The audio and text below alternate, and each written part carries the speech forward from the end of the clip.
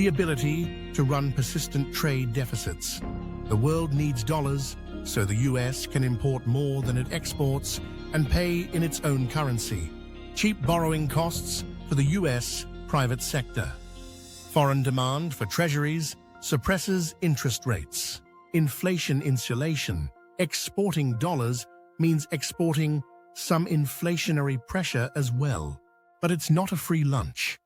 Dollar dominance distorts the domestic economy. Supplying the world with dollars requires chronic trade deficits, undermining domestic manufacturing and wages. And it exposes developing nations to US monetary policy they can't control. This is the foundation of what French Finance Minister Valéry Giscard d'Estaing called America's exorbitant privilege.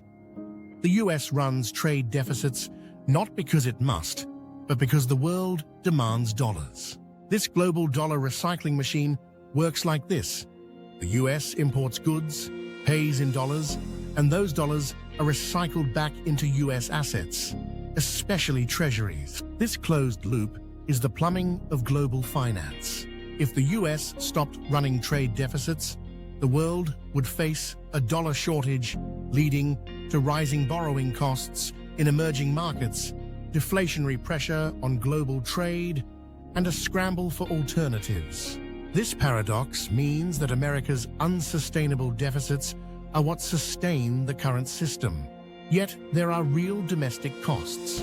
Offshoring to meet global dollar demand has hollowed out America's industrial base.